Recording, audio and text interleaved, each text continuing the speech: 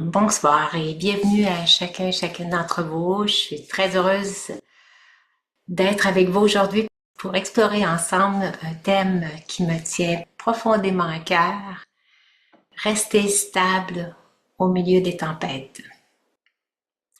Quand on regarde le monde extérieur, le monde d'aujourd'hui, on peut comprendre pourquoi il y a tant de gens qui se sentent confus, effrayés même par tout ce qui se passe avec les guerres un peu partout dans le monde. Chaque jour, on a des nouvelles de conflits, d'instabilité, beaucoup de souffrances aussi qui se passent dans le monde. Alors, aussi, personnellement, chacun de nous, à nos manières, on passe aussi à travers des périodes difficiles. C'est pas toujours facile. Il y a toutes sortes de situations qui peuvent se présenter. On est parfois même ébranlé par ce qui nous arrive. Ça peut être des informations concernant la santé de notre corps, maladies qui peuvent survenir, des choses qui peuvent arriver aussi à nos proches ou aussi parfois juste de ce qu'on entend, de ce qui arrive aux autres, même si c'est pas des gens qui font partie de notre famille ou de nos amis.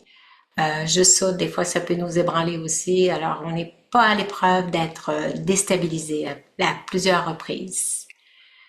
Et les nouvelles ne cessent pas de nous montrer des choses, parfois même atroces, qui nous restent dans la tête, puis qu'on repense à ça, puis ça nous déstabilise, ça nous émeut, puis ça nous ébranle et ça nous fait souffrir aussi. Alors tout ça, comment on va rester stable devant toutes ces turbulences qui peuvent survenir dans notre vie, des situations inattendues, et puis on n'est pas toujours prêt à affronter ces épreuves-là. Alors, ce que j'espère aujourd'hui, c'est de vous donner des clés spirituelles que moi j'ai apprises dans le Raja Yoga qui vont vous amener à percevoir les situations de façon différente, plus avec le même regard. Alors, comment on va parvenir à rester calme au niveau de toutes ces tempêtes-là qui peuvent se présenter dans notre vie? Bien, j'espère que vous allez mettre en pratique ce que vous allez entendre ce soir parce que la stabilité ou l'espoir, ça ne nous viendra pas de l'extérieur. C'est vraiment de l'intérieur qu'on va pouvoir aller puiser ces ressources-là pour pouvoir passer à travers les épreuves. On a tout ce qu'il faut à l'intérieur de nous. Tout a été mis à notre disposition dès notre naissance, dans notre nature. C'est inné en nous. On possède déjà tout ce potentiel-là. C'est juste que on ne sait pas aller chercher ces ressources intérieures parce qu'on se perçoit différemment de qui on est réellement. Et c'est là toute l'erreur de départ. Et quand on découvre par le Raja Yoga qui on retrouve ses pouvoirs intérieurs, on retrouve notre stabilité, on retrouve notre force, on retrouve notre courage, parce qu'on voit que c'est possible de rester stable. Alors, ce que je vais faire, je vais vous comparer ça avec deux vidéos que je vais vous partager à l'écran. Juste pour vous donner une image de départ, pour pouvoir, je vais se visualiser d'une autre façon que ce qu'on perçoit de soi. Alors, je vais vous partager mon écran. Alors, dans quelle position préférez-vous être?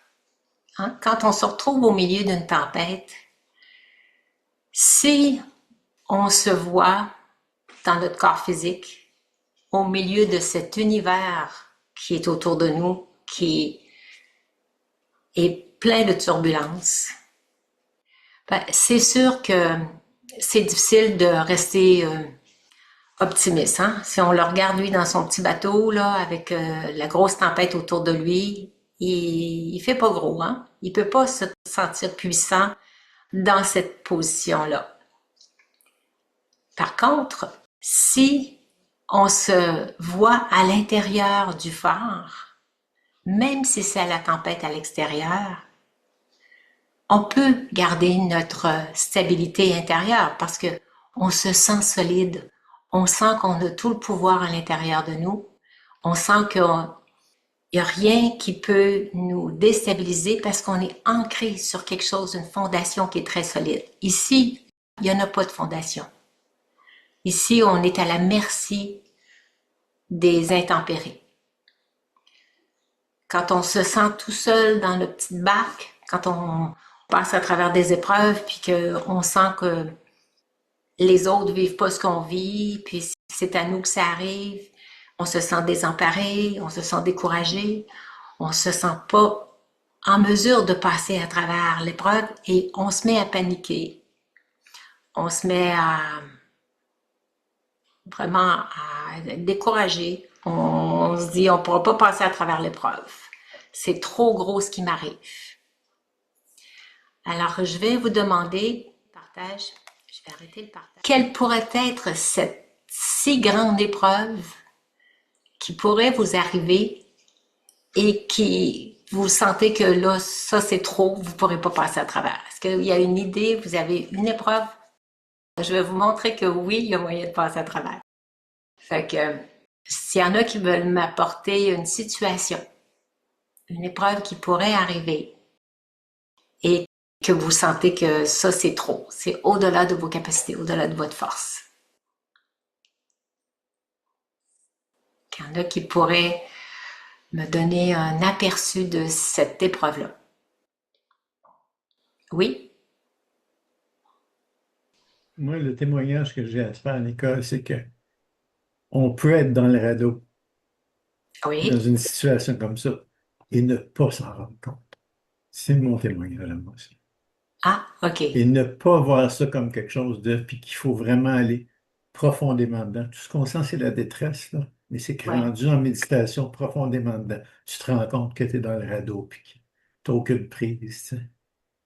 Oui. Alors, tu veux-tu dire que tu peux pas t'en sortir à ce moment-là? Non, c'est pas ce que je dis, tu sais. Hein? Moi, c'est quand j'étais jeune. C'est quand j'étais jeune, j'avais aucun pouvoir. J'avais pas. C'était pas mon choix à moi, là. Mais ça m'a amené dans une situation. Quand je suis sorti de l'adolescence, j'étais comme dans un radeau comme ça, là. OK. Tu te sentais un peu désemparé devant la vie, de ce qui se présentait à l'extérieur? Un peu déconnecté même, tu sais. C'est ça. Puis OK. c'est un guide qui m'a amené en méditation à me rendre compte que j'étais justement dans un radeau dans lequel j'avais aucun espèce de contrôle, tu sais. C'est OK. ça. Mais il y a toujours moyen d'en revenir. Oui.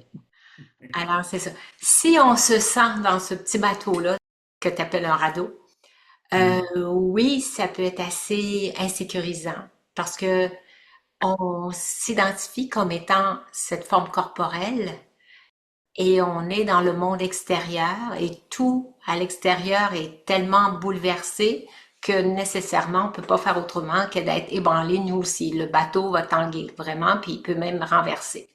Et s'il renverse, ben qu'est-ce qui arrive, c'est qu'on peut se noyer dans tout ça. Et c'est ça la grande peur, c'est de se noyer. Parce que si on sait qu'on peut pas se noyer, qu'est-ce qui va se noyer? C'est le corps. C'est pas l'être à l'intérieur. L'âme, elle, dès que le corps est noyé, qu'est-ce qu'elle fait? Elle quitte ce corps-là et tout de suite, elle expérimente la paix. Alors, la plus grande peur, c'est de quitter le corps. Parce qu'on ne sait pas trop ce qui arrive après, mais on sait que maintenant, avec toutes les expériences de gens qui ont déjà quitté le corps et qui sont revenus, qui ont pu nous dire à quel point, après ça, il n'y avait plus peur de la mort parce qu'ils savaient qu'ils étaient l'être vivant à l'intérieur et qu'ils continuent d'exister même s'il n'y avait plus leur corps. Alors, c'est la plus grande peur, c'est la peur de mourir. Et si on ne s'identifie plus à cette forme corporelle, à cette masse de chair et d'os, qu'importe les situations qui peuvent arriver, on peut se placer comme la personne qui a quitté le corps et qui voit son corps en bas, que les médecins sont en train d'opérer ou les policiers qui sont en train de ramasser sur la route suite à un accident. Bon. On voit qu'on ressent la paix. Et c'est de se retrouver, dès qu'on se trouve au cœur d'une tempête, c'est de se repositionner à l'intérieur, d'être l'être stable à l'intérieur, de s'identifier qu'on est cet être calme, cet être de paix. Et si on pense à aller se repositionner dans cette perception de soi, vous allez voir la tension, le stress tombe dans la seconde. Dès qu'on s'identifie qu'on est éternel, qu'on est immortel, qu'on peut pas rien arriver à l'âme parce que je suis différente de la matière.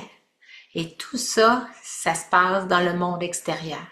Ça se passe sur la grande scène de la vie. Et juste le fait de prendre le temps, de faire cette pause, de se positionner, de « Ah, oh, mais non, je ne suis pas le corps. Qu'importe ce qui pourrait arriver au corps. Je vais quand même, avec ma conscience, être en mesure, en étant plus dans l'état de panique, en étant plus dans l'état de stress, d'effrayé, puis penser à quelqu'un qui est paniqué, il ne peut plus réfléchir. Hein? Si vous êtes en train de faire des patates frites, puis le feu pogne dans votre tuile, puis que le feu, puis ça monte, puis ça touche à vos armoires, mais là, il y en a des gens là qui ils vont se mettre à paniquer, puis ils vont se mettre juste à crier, puis ils ne sauront plus quoi faire. Parce qu'ils ont paniqué. Ils ont perdu le contrôle d'être l'être à l'intérieur, détaché de la scène extérieure, puis de trouver l'action juste à poser. Au lieu de tout de suite prendre le couvert puis le mettre par-dessus. Alors, c'est la panique, l'identité de qu'est-ce qui pourrait arriver, le scénario qu'on s'est créé tout de suite dans la tête, il y en a qui vont réagir en panique sur le champ. Et d'autres vont rester très stables, ils vont vite prendre le couvert puis ils vont le mettre par-dessus. C'est à nous de se pratiquer devant les petites scènes de la vie, se pratiquer avec des petits événements, parce que si on se voit tout de suite, dès qu'il arrive un petit quelque chose, puis qu'on se voit réagir de façon négative, en train de dire « Oh non, pas encore ça, qu'est-ce qui se passe donc? » Si on se voit juste avec une petite attitude négative comme ça devant les petits malheurs de la vie, ben, tout de suite, on est dans le mode réaction négative. Alors, c'est à nous de nous observer, pas quand c'est la grande tempête, quand c'est les petits accros de la vie quotidienne. Juste de voir, est-ce que je maintiens ma stabilité devant ça? Est-ce que je reste détachée de ça? C'est pas grave, il n'y a rien là. Il a oublié ça, il n'a pas fait ça, il s'est passé telle chose. Dès qu'on se voit, garder en soi une attitude bienveillante, détachée, accepter facilement que d'autres personnes se passent comme ça, qu'il m'arrive ça, qu'il fasse pas beau. Dès qu'on se voit, garder constamment une attitude de contentement, parce que ça fait partie de notre nature d'être dans le contentement.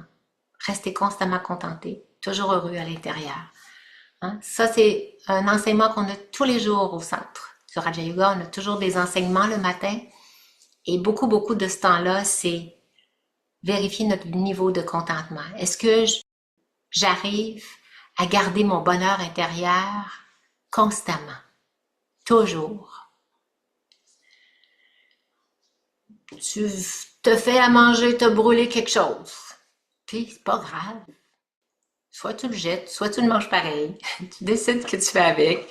Mais pourquoi tomber tout de suite dans une réaction négative? C'est à nous de surveiller toutes nos façons de répondre aux petites situations pour développer le sanskar qu'on appelle, développer l'habitude de réagir positivement, efficacement, sans jamais perdre notre contentement. Ça fait partie de notre nature de se percevoir des êtres constamment contentés, constamment bienveillants, constamment avec un sourire sur le visage, des paroles douces, des paroles bienveillantes, hein, d'être toujours dans notre, entre guillemets, notre meilleure carte de visite. Comme quand vous allez passer une entrevue, vous n'arriverez pas avec votre air bête. Hein? On est avec une belle attitude positive, agréable, paisible. Alors, c'est à nous de pratiquer dans ces petits moments de la vie quotidienne. Puis, les épreuves de la vie vont se présenter à vous. C'est correct, c'est normal. Ça va arriver tout le temps. On ne peut pas contrôler le monde extérieur. Le monde extérieur, et il se charge de vous en présenter continuellement pour vous faire passer des tests. Puis, c'est à vous de pas vous laisser déstabiliser par ça. Et en Raja Yoga, on nous amène à se percevoir l'être de lumière à l'intérieur. Et qu'est-ce qui fait le phare qu'on a vu tout à l'heure? Il est bien ancré sur sa base, sur sa fondation. D'où il prend son pouvoir? De sa fondation. Il est très stable. Même si il arrive une tempête qui vient le frapper continuellement, il ne bougera pas. Il va rester constamment dans son rôle de répandre la lumière, de rester dans cette forme tellement inébranlable que tous les bateaux qui vont approcher de la rive vont repérer où sont les rochers grâce au phare. Ça veut dire qu'ils vont être guidés par le modèle qui lui est donné, par la lumière qu'ils reçoivent. Alors, c'est à nous de vérifier dans quelle position on veut être. Dans la petite barque, très instable, très effrayée, parce qu'on n'a rien qui nous solidifie en dessous. On est à la merci des événements extérieurs.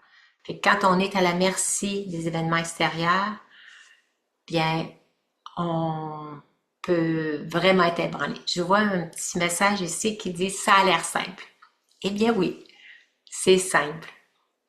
Moi, j'ai déjà été placée dans une situation où vraiment, j'étais sûre qu'on allait mourir. On partait de Québec, je m'en allais en Inde, et je partais de Québec pour prendre l'avion, c'était l'hiver, en février. On se rendait à New York, et de New York, on se rendait à Delhi.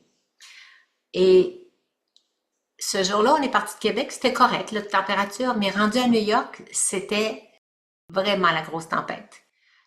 C'est un très petit avion, je peux vous dire, on partait au vent. Ça, pouf, ça montait, ça redescendait, ça remontait. Et puis, j'étais avec une autre personne qui pratiquait aussi la méditation Raja Yoga. J'étais sûre qu'on allait s'écraser tellement ça n'avait pas de bon sens comment on aurait dit que le pilote ne pouvait pas avoir de contrôle sur l'avion tellement les vents étaient forts. Puis il fallait atterrir et on a tourné au-dessus de New York à peu près pendant 1 heure à se faire brasser comme ça avant qu'ils réussissent à atterrir. Et j'étais sûre qu'on allait y passer. Mais je dirais, on a eu, en tout cas, j'étais moi-même dans une situation de stress les premiers 10 minutes, 15 minutes.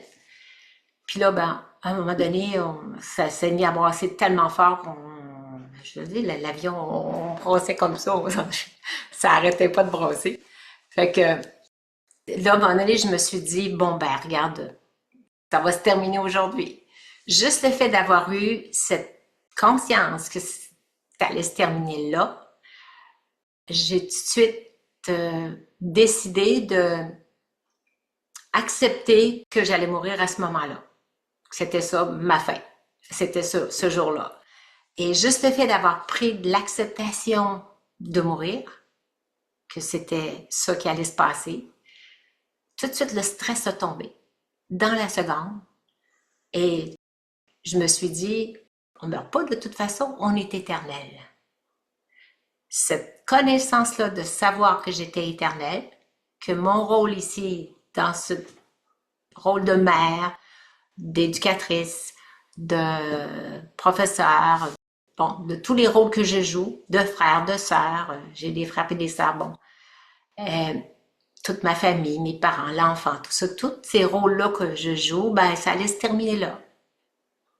Puis j'acceptais ce qui était, ce qui se passait. Et juste ça m'a donné tout mon pouvoir la stabilité s'est tout de suite installée et je pouvais servir les gens. Et moi, avec l'autre personne, on avait accepté que ça serait fini là et on s'est mis à servir par la pensée les deux pilotes pour qu'ils prennent les bonnes décisions, qu'ils restent calmes, qu'ils ne paniquent pas et puis qu'ils fassent les bons gestes pour atterrir si jamais c'était ça qui devait arriver. Et après ça, on a fini par atterrir 3 quarts d'heure plus tard, mais j'ai pas eu à stresser pendant tout ce temps-là.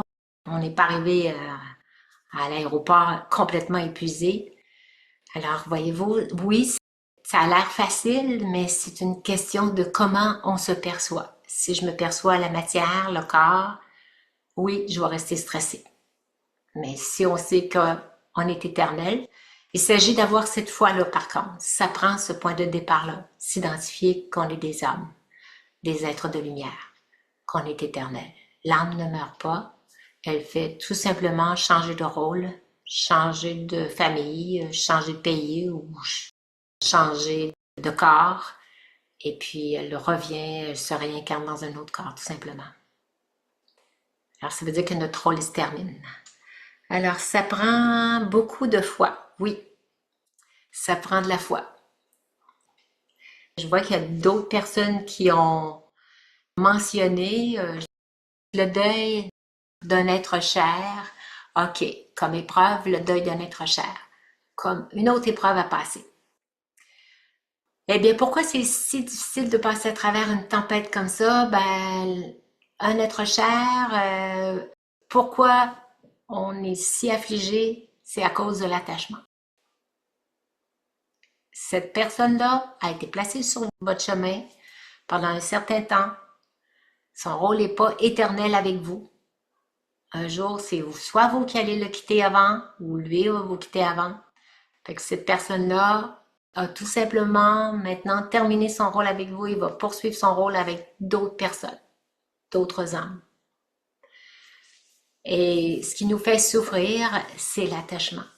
Tout simplement, on a à se positionner d'accepter ce qui est. Dès qu'on accepte ce qui est, la personne va jouer un autre rôle, elle existe encore, elle n'est pas éteinte, elle va se réincarner, puis elle ne souffre plus.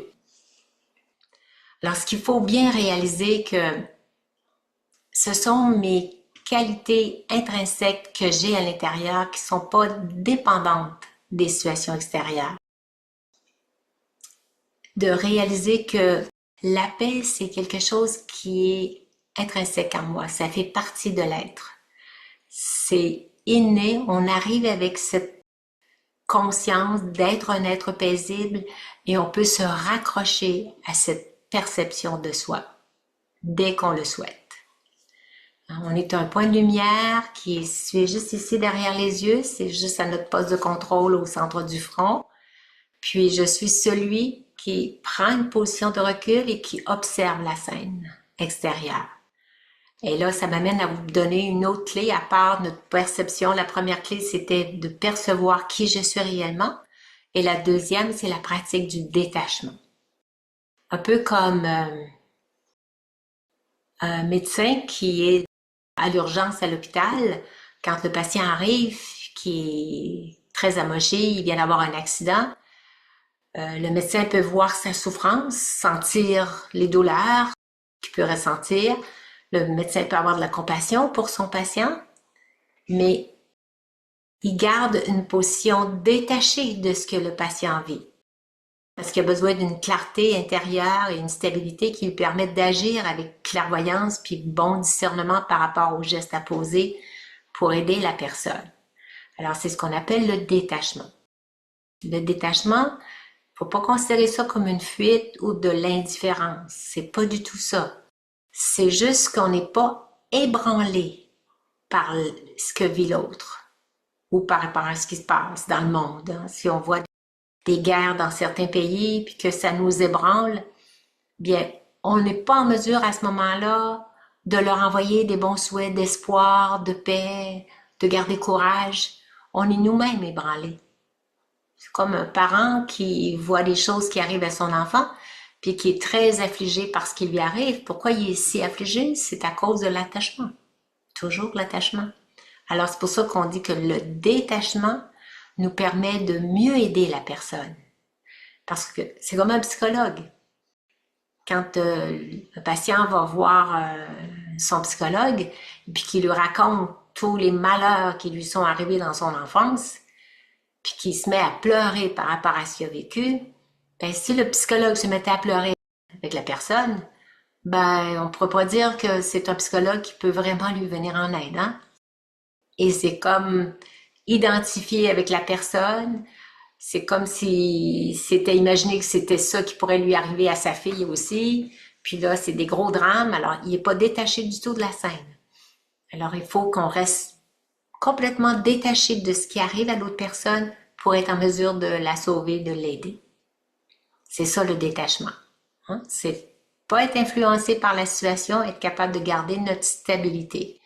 C'est comme on prendrait un recul d'en haut, puis qu'on voit la scène d'en bas. À ce moment-là, on n'est pas plongé dans la tempête, on est à l'extérieur de la tempête et on peut intervenir de façon efficace. Sinon, on est piégé nous aussi par la tempête. C'est comme nous aussi, on est dans le petit bateau avec l'autre personne. On est mieux de rester dans notre phare, puis de guider la personne pour retrouver la terre, pour revenir vers la terre ferme, plutôt que d'embarquer dans son bateau puis de se laisser nous aussi en pleine mer. Si on reste dans notre position d'être l'être stable à l'intérieur, on peut mieux guider la personne. C'est là qu'on a une meilleure clarté puis un bon discernement pour prendre les bonnes décisions. Dans le Raja Yoga, l'âme, on sait qu'elle vient jouer des rôles, puis que l'âme n'est pas le rôle. Hein? Je peux jouer mon rôle de mère, je peux jouer un rôle de professionnel dans tel métier, mais je m'identifie pas à mon rôle. Parce qu'à ce moment-là, les tempêtes vont complètement me déstabiliser. Si je perds ma job, à ce moment-là, c'est un rôle que j'ai joué dans cette entreprise-là. Et puis moi, ça m'a pas enlevé mes talents, mes capacités. Faut pas parce que le patron trouvait que je faisais pas l'affaire pour son entreprise que je vaux plus rien. Faut pas s'identifier à notre rôle. C'est des rôles qui sont temporaires, que ça change tout le temps. Peuvent changer beaucoup de professions, tout ça. Oui, OK. On n'a pas besoin d'aller si loin à penser à un accident d'avion, la guerre ou des choses comme ça, mais seulement dans nos relations interpersonnelles, qu'à un Oui. moment donné, ça bouille, puis on perd notre calme. Alors, il faut rester calme. Ça, c'est peut-être plus difficile que bien des situations. C'est bien. Merci de ton intervention parce qu'effectivement, c'est à nous, à ce moment-là, c'est une des clés que j'avais à vous donner. C'était notre façon de percevoir l'autre personne, changer notre regard. Et puis, ce que j'ai à vous dire par rapport à ça, changer notre regard, c'est la façon dont je perçois l'autre personne. Tout de suite, quand on est ébranlé, on voit un défaut. Quand on a un conflit avec quelqu'un, c'est qu'on est dans une perception négative, on perçoit son défaut, comment elle est. Ça fait pas notre affaire. Soit qu'elle nous accuse, soit qu'elle nous blâme, elle est plaintive. On perçoit son défaut, ça nous fait réagir, on n'aime pas la situation, on n'aime pas son attitude et tout ça. Alors, si je regarde le problème de ce qui se passe, le conflit avec la personne, la tempête, elle va sembler énorme. Ça va nous ébranler. Mais c'est à moi de pas focaliser sur le problème, mais tout de suite m'orienter vers la solution. Là, quand je cherche plutôt une solution à ce qui arrive, je suis pas en train d'essayer de voir les défauts de l'autre. Fait que dans les relations, si je me focalise sur ces défauts, ça va vraiment s'amplifier dans mon esprit, puis mon sentiment va se sentir. La personne va le sentir que j'ai un mauvais sentiment envers elle. Et ça améliorera pas du tout la situation. Fait qu'il faut que je focalise mon attention sur ses autres qualités. Elle n'a pas cette qualité-là. mais il faut que je regarde sa beauté intérieure. Elle a d'autres choses pour que mon sentiment revienne positif envers la personne. Et là, la stabilité de nos sentiments va s'apaiser. Mais si je focalise pas mon attention sur ces autres qualités, je vais rester avec un mauvais sentiment, ça va continuer à entretenir des mauvaises relations. Et là, quand on est rendu avec un meilleur sentiment vers la personne, on va être capable d'aller chercher notre compassion à l'intérieur. Parce que la compassion, ça nous appartient. On est tous naturellement des êtres de compassion. Donc, qu'est-ce que c'est la compassion? C'est reconnaître la souffrance de l'autre. Être capable d'avoir de l'empathie. C'est voir la souffrance, la comprendre. Pourquoi elle est bête? Pourquoi elle agit comme ça? Elle a peur de quelque chose? C'est quoi? Qu'est-ce qui se passe pour elle? C'est quoi sa souffrance? On est à l'écoute de son besoin et non pas de sa plainte. Elle se plaint envers moi, mais qu'est-ce qu'elle a? Elle est en train d'exprimer un besoin qu'elle veut ou quelque chose. Alors, c'est à nous d'être emplis de compassion, de bienveillance envers la personne et nécessairement notre attitude va devenir positive. L'autre personne va se sentir aimée d'une certaine façon, reconnue dans son besoin et reconnue dans ce qu'elle exprime. Puis, ça risque de pas virer au vinaigre, mais plutôt s'améliorer. Je ne sais pas si ça répond à ta question ou si tu veux apporter plus de précision dans une situation, c'est comme tu veux. C'est bien, merci. Fait que moi je l'ai expérimenté avec une personne en particulier que beaucoup de personnes ont de la misère avec elle parce qu'elle est très contrôlante. Puis j'ai appris à la connaître dans ce qu'elle est par rapport à son contrôle parce que c'était dans tout, là. Même quand tu marches dans la rue à côté d'elle, là, fais attention à ça, là, mets pas tes pieds là, là. Tu vas tomber. Puis c'est constant, là. Tu vois, je dis, ben oui, je suis pas un enfant, là. Je sais qu'il y avait de la glace là, ou il y avait quelque chose là, puis que j'allais pas me piler dedans, là, tu sais. Je suis capable de le voir moi aussi, là, tu sais. Puis si à un moment donné, elle voit que j'ai de la misère à attacher mon manteau, le zipper, il rentre mal, elle est toute vite à venir le faire, puis tu sais, elle essaie de tout faire pour nous autres. Un vrai moment, elle n'a pas d'enfant, mais un vrai moment. Fait que, à un moment donné, elle s'est fait dire par d'autres personnes que elle était trop contrôlante, bon, tout ça, ben, elle voit pas trop ça, là, t'sais. Fait que j'ai appris à voir l'intention derrière l'attitude qui apparaît dérangeante pour tout le monde. Puis, c'est rendu maintenant que, parce que j'ai été capable de voir derrière l'attitude, la bienveillance qu'elle veut avoir. C'est quelqu'un qui veut tout le temps aider. Fait que, quand on connaît l'intention de l'autre derrière, on voit plus le défaut, on voit la bonne intention. Et c'est comme si le défaut était devenu une qualité qui dérange encore pour les autres parce qu'ils voient encore le défaut seulement.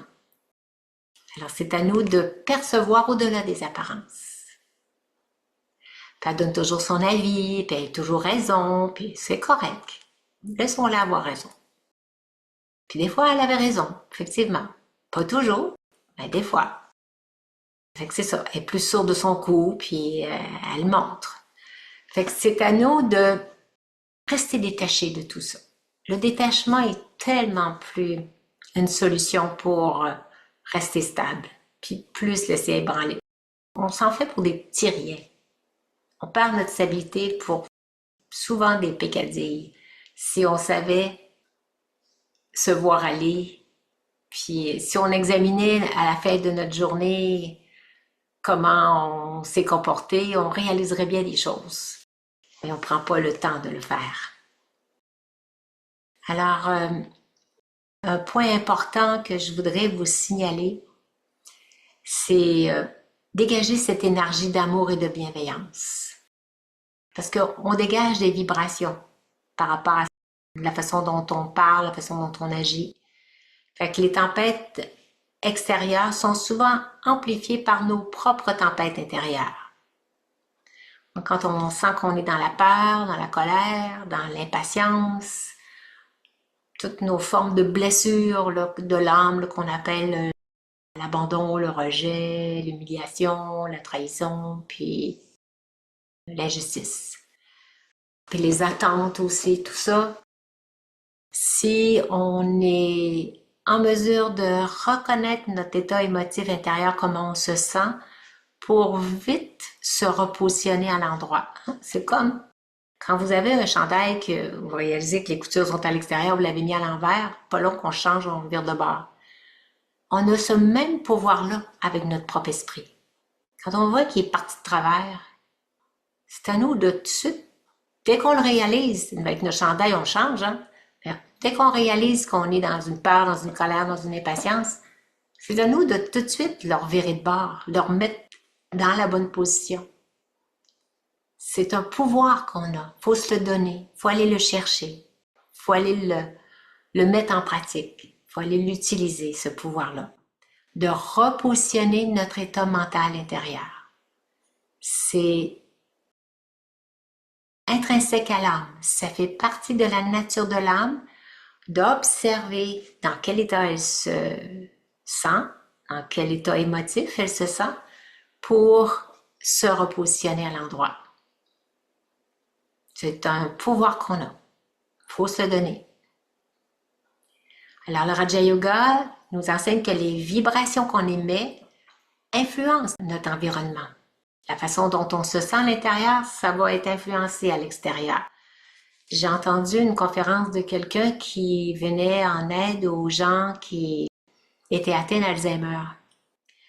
Et les proches aidants, à un moment donné, ils deviennent impatients parce que ça fait 3 fois, 4 fois, 5 fois qu'ils lui ont dit, puis la personne, elle leur fait encore. Bon, OK, ils se replacent tout de suite, mais après ça, ils leur font encore. Ils ont oublié que tu avais dit de ne pas mettre ça là ou de ne pas faire ça comme ça. Ils oublient. Fait que, ce qui se rappelle, ce que j'ai su, puis c'est intéressant de connaître ça, c'est qu'ils se rappellent c'est dans quel état émotif. Ils se rappelleront pas les paroles que vous avez dites, mais avec quel état émotif vous êtes venu les visiter. Si on s'en occupe, puis qu'ils vivent avec nous, mais ils reconnaissent notre état émotif, ça, ils s'en rappellent. Ils n'ont pas perdu la mémoire là-dessus. Puis ils souffrent beaucoup de nos impatiences, puis de nos intolérances par rapport à leurs difficultés. Ils voient que ça nous dérange. Ils ne se souviendront pas de la parole désobligeante que vous avez pu dire parce que vous avez manqué d'impatience. Ils vont se rappeler juste que vous avez manqué d'impatience. Ça, ils s'en rappellent. Le cœur se rappelle. La mémoire l'a oublié, mais le cœur se rappelle. Alors, c'est pour ça que les gens, on se rappelle d'événements émotifs qui nous ont blessés, qui ont eu lieu il y a 30 ans, 40 ans, 50 ans. On se rappelle de l'émotion. Alors, c'est pour ça que c'est important de, quand on sent une émotion négative, de vite la replacer. Parce que ça reste dans les mémoires. Ça s'incruste dans le subconscient parce que c'est vécu avec émotion. Alors, ne gardons pas les émotions négatives en nous. Si je reste dans la peur ou la colère, je renforce la tempête. Puis si je m'adresse à moi avec jugement, je me crée une propre tempête à l'intérieur à ce moment-là. Si je me juge, je me culpabilise, je m'en veux, je suis en train de me recréer une tempête.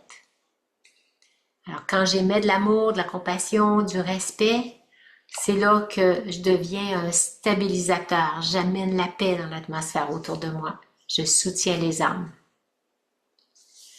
Il y a quelqu'un qui a écrit « Lâcher prise », je vois ça. Ça prend beaucoup de foi. Beaucoup de foi dans quoi?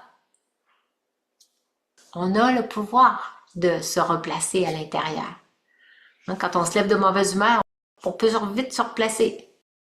Il y en a des fois qui disent « Je suis pas de bonne humeur tant que j'ai pas mangé ou tant que j'ai pas pris mon café ». Ah ben ça, c'est des croyances que tu t'es données. J'entendais quelqu'un dire ça. Moi, tant que j'ai pas pris mon café, je suis pas de bonne humeur. C'est de la dépendance, hein? Être dépendant d'un café pour être du monde. Fait que Ouais, tu peux très bien te replacer pareil. Ça veut pas dire que tu n'auras pas droit à ton café pareil. Tu peux avoir ton café, ben, tu peux tout de suite choisir d'être de bonne humeur. Alors, la bienveillance envers le soi, elle va s'étendre naturellement vers les autres. Hein, c'est un regard qui dit, comme la personne, tu sais, qui des fois qui voit les autres agir d'une façon qui leur plaît pas, ben si on se dit, tu fais de ton mieux avec ce que tu as, avec ce que tu es maintenant, avec tes connaissances que tu as maintenant, puis moi aussi, je fais de mon mieux. Parfois, je te juge, puis je me replace après quelques temps. Des fois, ça peut prendre du temps, des fois, ça peut être moins long. Mais dès que je réalise, je me replace. Je me rectifie dans ma façon de penser. Fait que la bienveillance, ça veut pas dire qu'on est mou puis qu'on n'est pas ferme. Non, ça fait juste, ça enlève la dureté. Ça fait pas un regard sévère quand on sait être bienveillant, compatissant. Un autre point important qu'on a appris dans le Raja Yoga, c'est la connexion avec la source, qu'on appelle aussi l'âme suprême. L'âme possède naturellement les qualités, mais avec le temps, on finit par les oublier. Hein, à force de grandir et de vivre avec le monde extérieur, on va oublier qu'on est des êtres de paix, d'amour, de patience, de bienveillance et tout ça. Fait que le fait de pratiquer à s'identifier quand on se répète, quand on fait une petite méditation le matin pour s'identifier qui on est. Je suis un être de paix, un être d'amour et se connecter au... J'aime beaucoup le mot anglais qui est beaucoup plus significatif que le mot en français. Hein? En français, c'est générateur, mais en anglais, c'est le might house, la maison du pouvoir. Puis, nous, qu'est-ce qu'on est? On est des phares, qui veut dire des lighthouse, la maison. House, c'est la maison de lumière. Je suis une maison de lumière. Je dégage la lumière, j'irradie la lumière. Et je me connecte au lighthouse. Là, le phare, il faut qu'il soit connecté à une source qui va lui donner son électricité pour qu'il puisse s'éclairer, pour qu'il reste stable. Il faut qu'il soit sur une fondation qui lui apporte l'électricité, qui lui apporte le pouvoir pour générer la lumière. Alors nous, en Raja Yoga, on se connecte à la source qui est le Might House, le générateur, celui qui t'apporte du courant, qui t'apporte du pouvoir pour que tu puisses rayonner de ta lumière. Alors c'est pour ça qu'il faut se recharger tous les jours. On se connecte au Might House pour aller chercher cette force intérieure, ce pouvoir intérieur, pour se charger à bloc de toute sa puissance. Et là, l'âme, elle est puissante, elle est capable d'affronter les événements de la journée. Hein, si pendant la tempête, la lumière fluctue parce qu'elle a pas assez de courant, ben, elle ne pourra pas être un guide pour les autres. Alors, c'est important que je puisse rayonner de ma lumière, rester stable en allant chercher mon pouvoir auprès de la source d'énergie, qu'on appelle la source d'énergie pure. C'est l'océan d'amour, l'océan de stabilité, l'océan de paix, l'océan de pouvoir. Alors, si je me connecte à la source comme ça tous les jours, l'âme est rechargée, parce qu'on se rappelle à ce moment-là, quand on pratique la méditation tous les jours, on se rappelle de qui on est, qu'on est des âmes, et là, à ce moment-là, les épreuves de la vie peuvent se présenter, et on acquiert, c'est à force de pratiquer, quand quelqu'un disait ça semble facile, ça a l'air facile, ça n'est pas facile quand on ne se pratique pas à se percevoir comme étant puissant. Mais si on se pratique tous les jours, c'est ça les 7 vertus de l'âme, la base. A, B, S, B, P, P, P, là. Je suis paix, je suis amour, je suis bonheur, je suis sagesse, je suis vérité, je suis pouvoir, pureté, paix. Alors quand on sait se stabiliser dans cette perception constante de qui je suis tous les jours, connecté avec la source, puis je prends son pouvoir, quand les situations arrivent, on est puissant. Pensez à quelqu'un qui est sur son lit de mort, il est même plus capable de lever le verre d'eau pour les aider à boire, parce qu'ils sont trop faibles. Alors, pour ça, faut prendre si j'exerce jamais mes muscles, si j'ai pas d'exercice, j'arriverai plus à lever mon verre d'eau si je n'utilise jamais mes muscles. Alors, je fais des exercices pour son bouge durant la journée. Et si vous avez un bras dans le plat qui bouge pas pendant 3 mois, après ça, il est vraiment faible, il n'y a plus de force dedans, il n'y a plus de muscles. Alors, c'est parce qu'il faut refaire les exercices pour redonner du pouvoir. Alors, c'est la même chose pour l'âme. Il faut qu'elle refasse ces exercices tous les jours de se restabiliser dans la perception de qui elle est, l'être à l'intérieur, une âme puissante, une âme stable, une âme aimante, bienveillante, généreuse, compatissante. Alors, plus on va s'identifier à ça, les événements de la vie vont arriver, on va être déjà naturellement dans cette expression-là. C'est étonnant de voir qu'on n'a même pas besoin de faire d'efforts quand les épreuves arrivent. L'âme est déjà puissante. Ça devient facile. Je l'ai vu par mon travail. J'ai travaillé 29 ans pour l'Hôtel-Dieu de Québec, puis quand il arrivait des situations, la patronne elle nous demandait de voir tant de patients toutes les heures, là, plus de patients par jour. Tout le monde, tous les autres collègues se sont mis à gueuler, à s'enrager, fâcher, à la traiter de toutes sortes de noms. Puis je me suis vue, moi, j'étais prise dans la même situation, là, rester très stable, complètement détachée de ce qu'elle pouvait dire, écouter le pourquoi, puis tout ça, pourquoi elle demandait ça, puis tous les arguments que les autres donnaient, puis la directrice voulait rien savoir de tous les arguments. Tout le monde était en réaction émotive, très, très ébranlé et déstabilisé et en colère. Et à un moment donné, j'ai levé la main. Avec beaucoup de calme, j'ai tout simplement expliqué pourquoi c'était pas réalisable dans les faits. Mais elle a très bien entendu qu'est-ce que j'ai dit, et puis elle a tout de suite compris, elle a tout de suite changé d'idée devant tout le monde. Elle a laissé ça statu quo comme on faisait. Alors, pourquoi la stabilité m'avait apporté un discernement pour pas être en réaction émotive par rapport à la charge de travail qui nous était en surplus donnée. Puis l'autre personne a été en mesure d'être à l'écoute de la situation, comment ça pouvait se vivre dans le concret, parce que j'acceptais, je recevais ce qu'elle disait, puis si on fait ça, ça, ça, on pourra plus faire ça, ça, ça, puis là on n'aura plus de temps pour faire ça, ça, ça. Fait que là, elle a compris, ça peut pas être compliqué. Parce que je prenais son idée, puis on l'appliquait, puis là, je voyais que les autres affaires ne devaient plus être possibles après ça. Fait que c'est ça, c'est de garder notre calme, notre sang-froid pour passer à travers les situations tout simplement. Et là, on a un bon discernement.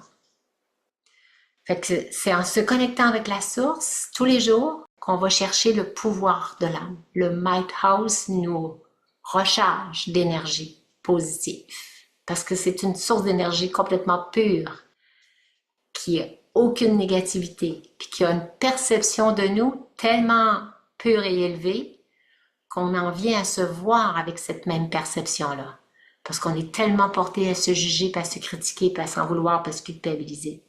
Alors, en se voyant après ça sous le même regard que la source nous voit, ben, on arrive à avoir une perception beaucoup plus positive de soi et d'accepter nos erreurs avec détachement.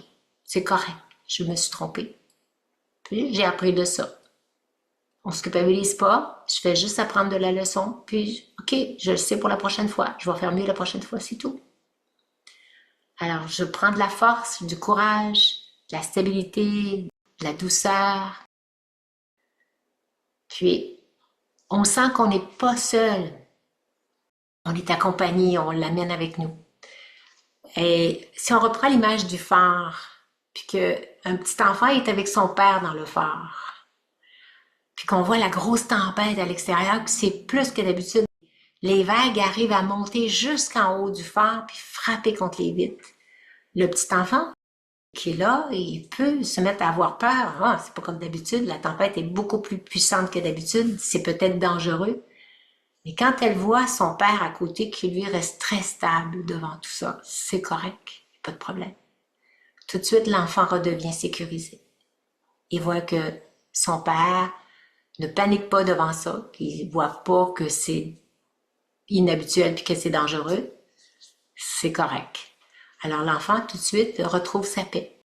Alors, se dire que je suis toujours accompagné, je ne suis pas seule, je suis avec mon père. Et lui, en haut, il paniquera jamais. Alors, c'est à nous de savoir, on est éternel. La pire chose qui pourrait arriver, c'est qu'on quitte le corps.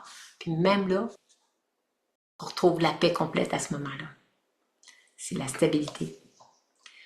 Alors, un pouvoir qu'on a aussi, c'est le choix des pensées.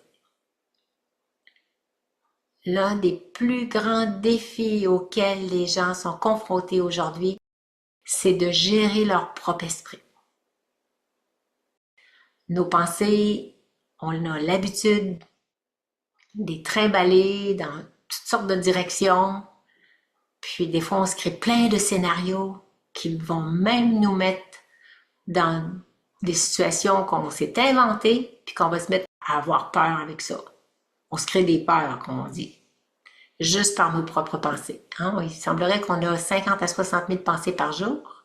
Fait que nécessairement, il n'y en a pas toujours des bénéfiques là-dedans. Hein?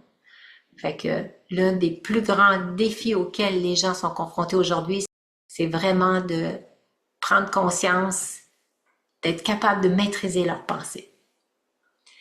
Parce que quand les situations tournent mal, ben, l'esprit va naturellement tout de suite aller vers la peur, la négativité puis le désespoir. C'est des pensées qui vont venir automatiquement sur l'écran de notre esprit parce qu'on a l'habitude de les laisser aller. Fait que maintenant, en Raja Yoga, on apprend à les rediriger. Ne plus être influencé par nos habitudes, notre façon de répondre aux situations. À chaque seconde qui passe, je peux faire ce choix. Est-ce que je me laisse submerger par la tempête ou je me réfugie dans ma stabilité intérieure? C'est un choix que j'ai. Et l'âme a toujours le choix. Me laisser déstabiliser, m'embarquer dans ma petite barque ou m'en aller dans mon phare intérieur. La stabilité là où tout est calme, bien stable, bien ancré. Alors, c'est un choix que je fais. Si je prends le temps de me poser la question, qu'est-ce que je choisis? Hein, peut-être qu'au début, on va se dire, ben non, c'est pas possible là, d'arriver à me retrouver stable avec ce qui m'arrive. Là. On m'a même annoncé un cancer. Bon, ben là, on va se dire, beaucoup vont être bien déstabilisés devant ça parce que, oh, le cancer, on peut en mourir. Oui, ça arrive. On en voit d'autres aussi qui guérissent. Pourquoi choisir la peur et non pas l'espoir? C'est un choix qu'on peut faire. Je garde mon espoir ou je me mets à paniquer et avoir peur. Si j'ai peur, ben, je vais être encore plus stressée. J'ai moins de chances d'arriver à mon corps qui puisse bien collaborer. Souvent, des fois, le cancer est un indice qu'on a une réorientation à faire dans notre vie. J'ai entendu un médecin qui s'est beaucoup intéressé, non pas aux gens de tous les traitements qui se faisaient, mais plutôt il est allé voir les gens qui se guérissaient eux-mêmes de leur cancer rendu à la 4e phase quand les médecins n'avaient plus aucune possibilité de donner des traitements puis ils les envoyaient à la maison avec de la morphine.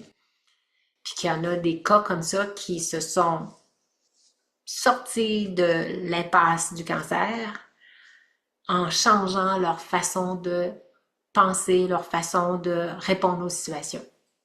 Ont réorienté leur vie autrement et ont compris le message de la maladie qui leur est arrivée.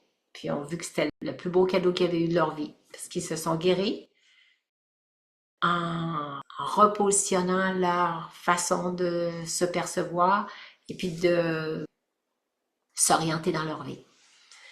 Alors, c'est un choix.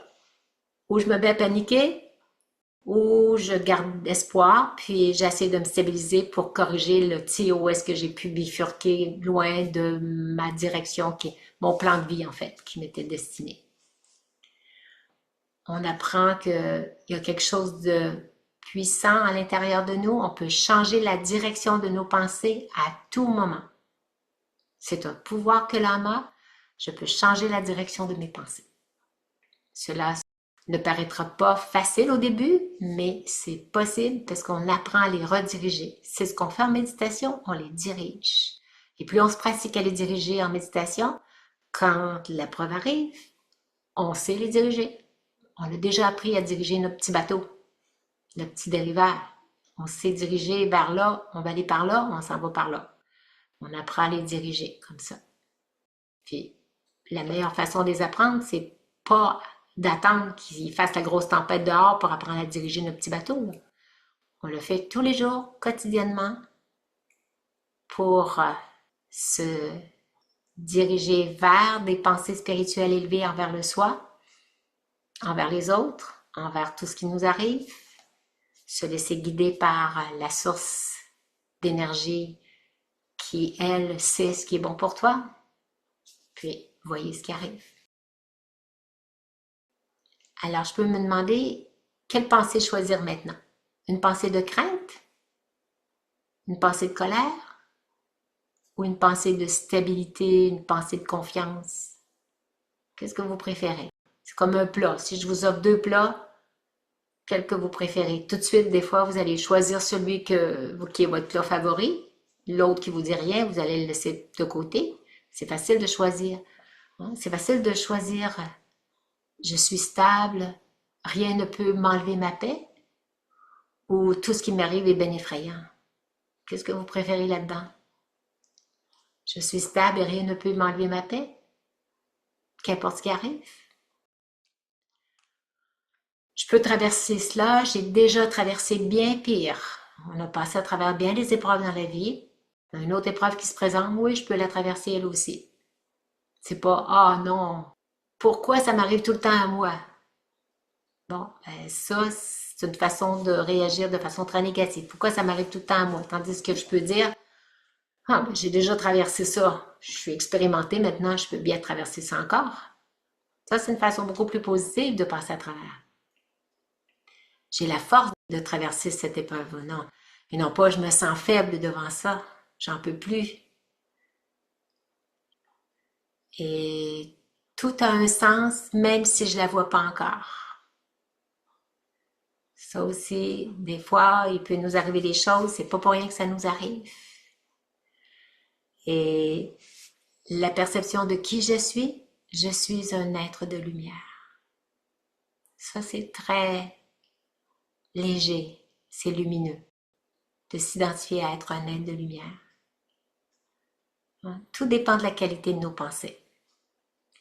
C'est un entraînement qu'on peut avoir, qu'on peut acquérir en pratiquant de diriger nos pensées vers des pensées qui nous sécurisent, en se pratiquant tous les jours. Alors voilà. Est-ce qu'il y en a qui ont des points qu'ils voudraient partager? Oui? Oui. Moi, je me demande, tu sais, quand on vit une injustice réelle là, dans le monde extérieur, tu sais, Oui. qui est quand même importante, puis qu'on veut comme modifier cette injustice-là, tu sais, qu'on est dans le combat, on est dans le continuel conscience que les choses sont injustes. En tout cas, moi, je trouve ça difficile de se détacher à tout moment, à tout instant, mais c'est quand même la chose à faire. C'est Oui. quand on voit des gens qui font du mal aux autres, puis ou des lois qui sont injustes pour l'instant, puis en tout cas, Ben, si on prend tes exemples des gens qui font du mal aux autres, ça veut pas dire qu'on fait pas rien.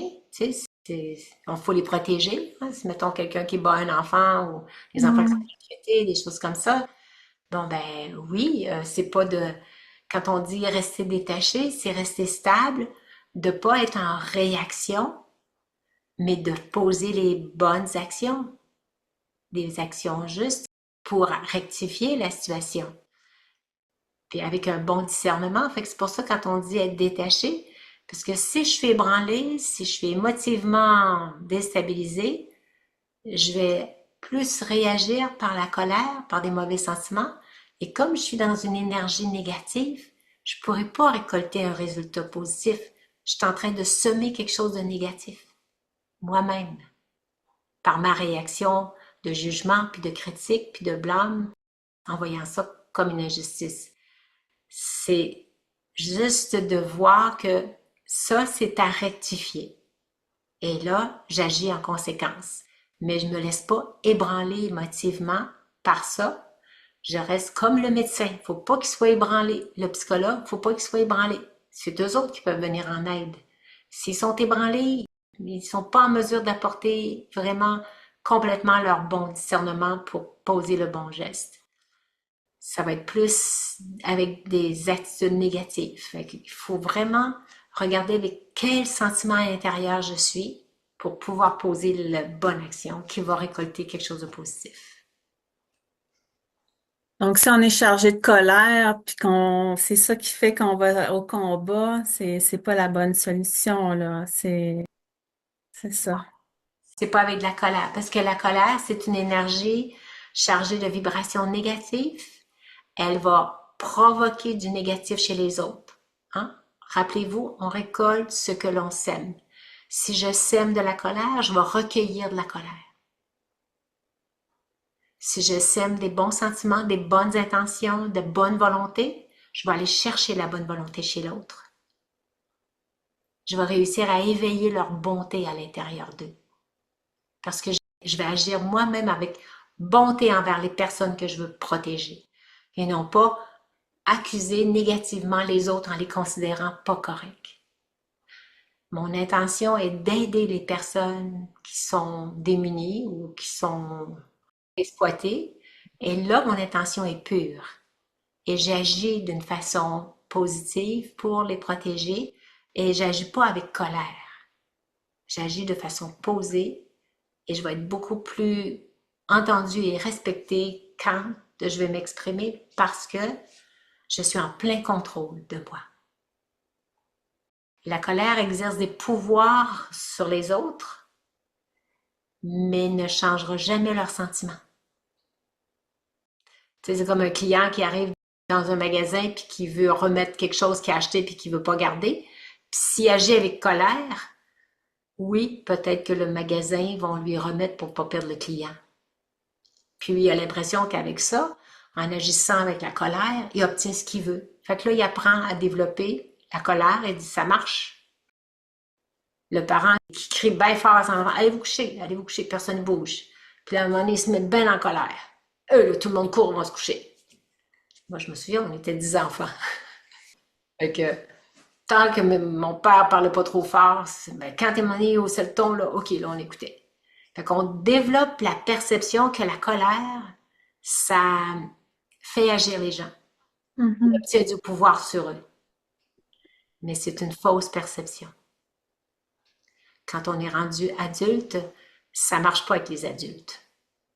Avec les enfants, parce qu'ils sont forts, s'il est en colère, il va te prendre, il va t'envoyer dans ta chambre. Bon, ben, à ce moment-là, c'est plus la peur qui nous fait réagir. Fait on a développé la perception et l'habitude puis la croyance que la colère était la méthode à utiliser pour gagner nos causes. On a vu que ça marchait quand on était petit. Le parent se mettait en colère, puis ça bougeait. Alors, c'est des fausses croyances. Ça marche plus rendu adulte. Mais si je peux continuer, juste une petite affaire, comme moi, j'aime pas ça être en colère, mais je le suis à cause, il m'est arrivé toutes sortes de choses que j'essaie de me débarrasser, mais tu sais, ce que j'arrive pas à faire, je me détache de la situation, je me détache de la situation, tu sais, je fais plus. Ce qui m'aide, c'est j'accepte que Oui, la vie est comme ça. ça, c'est parfait. Fait que c'est ça qui me soulage. Oui. Puis, Bravo, vas-y avec bon, ça. C'est pas. OK, c'est bon. Parce que je me détache, puis une fois que tu es détaché, tu passes dans l'acceptation. Fait que c'est parfait. Parce que si OK. tu te détaches, tu te mets à l'abri, mais que tu continues à rager à l'intérieur, c'est pas, tu sais, la colère, elle va rien donner, mais tu peux te détacher, puis être avec la personne, mettons, puis être en face, puis éclater de colère, mais tu restes avec ta colère intérieure. Non, l'acceptation de ce qui est restabilise ton cœur, Mhm. puis là, tu t'apaises, parfait. C'est la deuxième Mhm. étape, c'est parfait. Merci. Alors, on va terminer avec une méditation. Je vais vous mettre le phare parce que la méditation, il faut vous identifier à être le lighthouse, hein, parce qu'on est des êtres de lumière. Hein, ici, à l'intérieur, c'est une énergie qu'on peut imaginer, elle n'est pas visible avec les yeux, mais on peut s'imaginer comme c'est léger et lumineux. Je suis une âme comme une petite étoile qui brille à l'intérieur. Je suis cette belle énergie vivante à l'intérieur. Je vais vous partager mon écran. Alors, imaginez que vous êtes ce beau phare. Alors, asseyez-vous confortablement. S'il y en a qui veulent prendre un petit peu d'eau juste avant.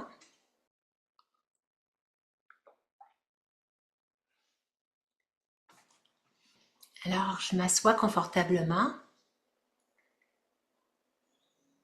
Je respire profondément. Et je laisse mes pensées se déposer doucement.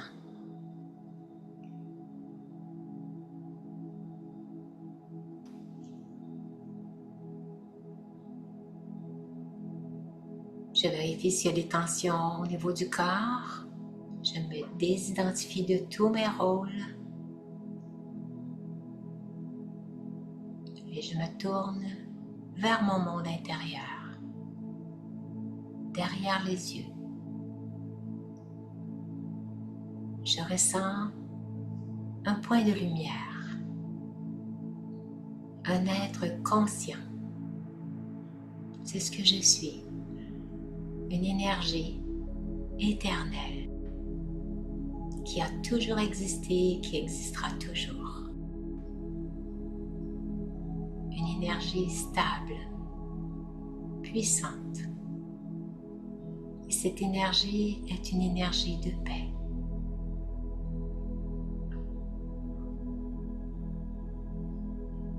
La paix n'est pas quelque chose que je cherche à l'extérieur, c'est ce que je suis.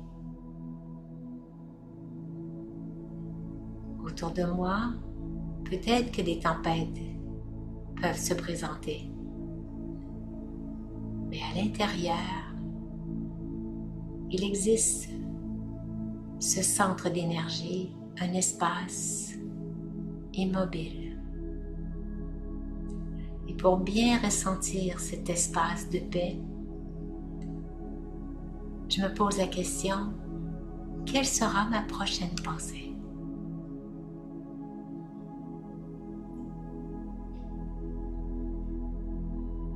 Et tout de suite, mon regard se tourne sur l'écran de mon esprit et je vois que tout est calme. C'est la paix intérieure.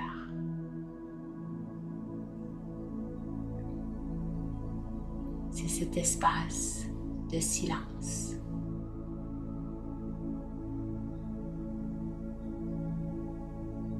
Et je place ma conscience dans cet espace de silence, là où tout est calme, très clair, léger.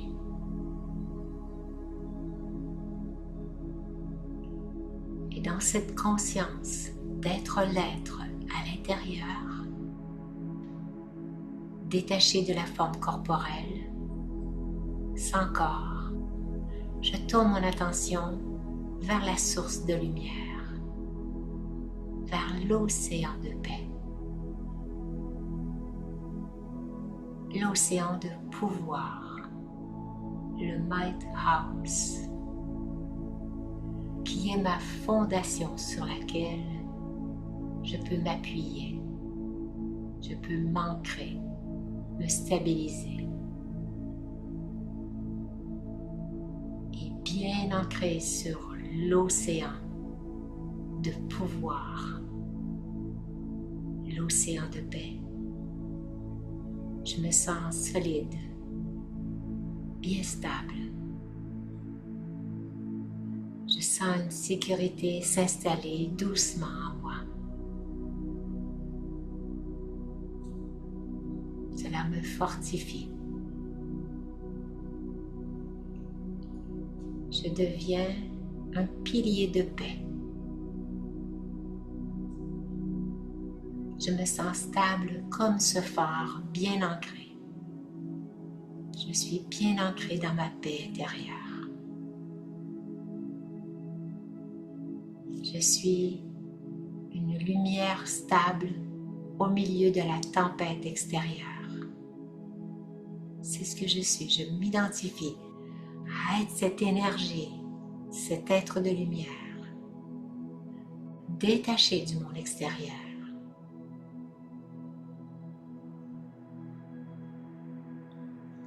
Et je deviens même un point de repère pour les autres âmes placées sur mon chemin. Je deviens un guide. Je deviens un exemple que eux aussi peuvent passer à travers cette épreuve en se stabilisant, en se considérant une âme puissante. Et je maintiens cette force en moi et je continue de rayonner et d'éclairer le monde avec ma lumière intérieure.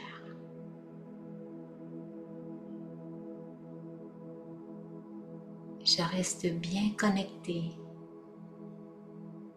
au Lighthouse, au générateur qui alimente mon pouvoir de générer la lumière. Chacune de mes actions, chacune de mes paroles et chacune de mes pensées continue de propager cette lumière divine. Je suis cette lumière alimentée par la source d'énergie divine. Et je répands des vibrations de paix, d'espoir, de courage et de pouvoir vers toutes les âmes du monde. Om Shanti.